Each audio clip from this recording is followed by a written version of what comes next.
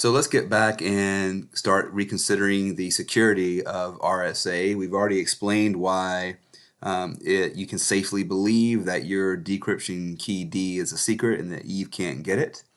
That's thanks to the integer factorization problem, if you recall. But now let's get into what can Eve learn by executing various message attacks on your system. So we're going to do all 4 attacks.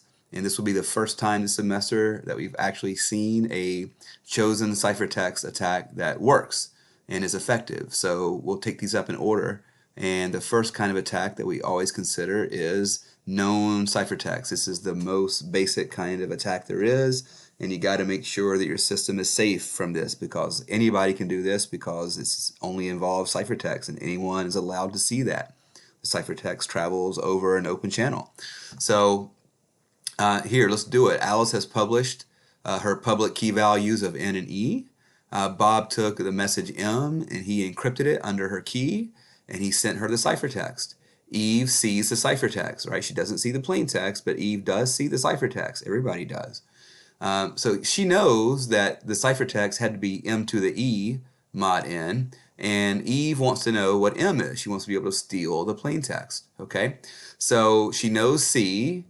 She knows E and N because they're public, so she's trying to solve for M. So the only way for Eve to solve for M is to be able to do something like taking the eth root of both sides, right? If she can take the eth root of both sides, that will give her M, right? So the idea is that the message M she's looking for ought to be something like the eth root of C.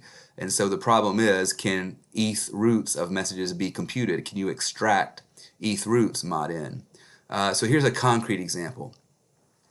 Suppose that Alice has published her RSA key values. N is 139651 and E is 3. And then Eve sees Bob send to Alice the ciphertext message 57668. Okay? So Eve knows that C is M to the E mod N, and so she knows that C, which she saw, that's 57668, is got to be the message, which she doesn't know but she wants to know, cubed, because that is Alice's encryption key, M cubed mod 139651. She knows all this. She wants to find M. So if Eve wants to find M, she must be able to take the cube root of both sides. She takes the cube root of this side to get M, and takes the cube root of 57668 to get the answer, to message, the message itself, the plain text message. But the question is, can she take cube roots mod N?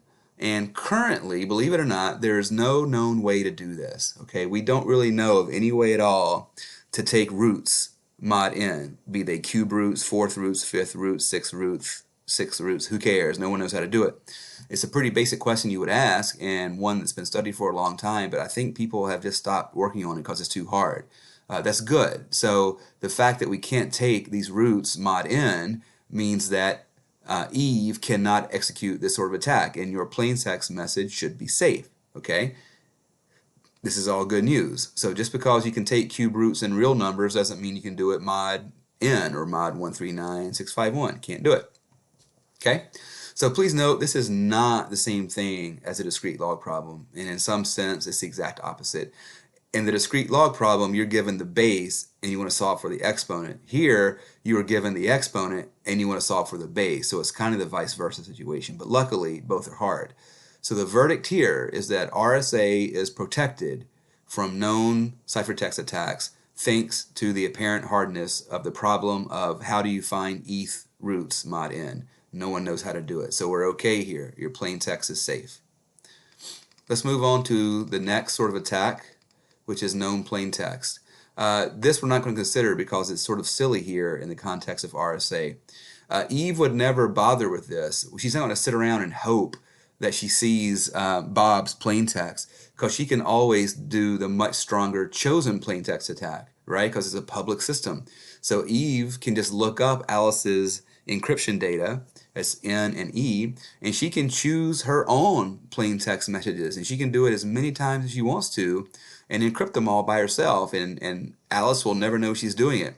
So there's no reason for Eve to execute this attack. She would always do chosen plain text and just make up her own plain text. This is the difference. In a public key system, the encryption data is public. Anybody can encrypt. That's not true for like the affine cipher or the Hill cipher. Not anyone can encrypt. You have to have the key to encrypt. But here the key is public. Okay, so she doesn't need, no one really needs to worry about known plain text attack here because you would do the much, much stronger chosen plain text attack. So let's talk about this. All right, then we'll take a break. Okay, so this gets good because now Eve can do whatever she wants with encryptions because she knows the encryption key.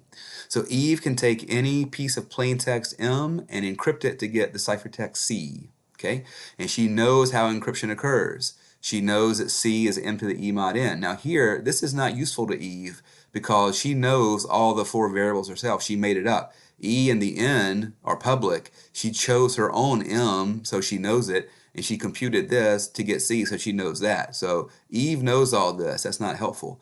But the smart thing is she doesn't stop right there. She knows that if Alice were going to decrypt this, she would know that Alice would decrypt by C to the D and get M back, right? So if Alice were going to decrypt this ciphertext, she would get the message M as C to the D mod N. And now think about what Eve knows. She knows the M because she chose it herself.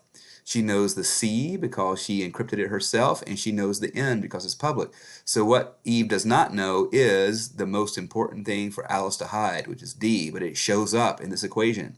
So the question is, how can Eve get that D? Well, notice what happens. That exponent D is a discrete log, right?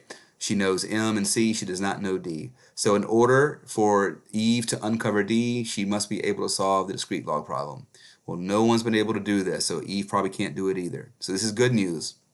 What we have here is a situation where you have the strongest kind of message attack there is, a chosen plain text attack, where the attacker is allowed to choose whatever kinds of plain text they want as many times as they want and encrypt as much as they want and look at all that output. And what we've learned here is that this gives away no information because it's equivalent to a discrete log problem. Right?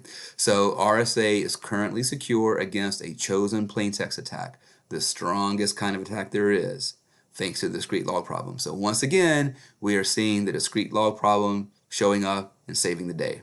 Let's take a break and then we'll talk about chosen ciphertext attacks.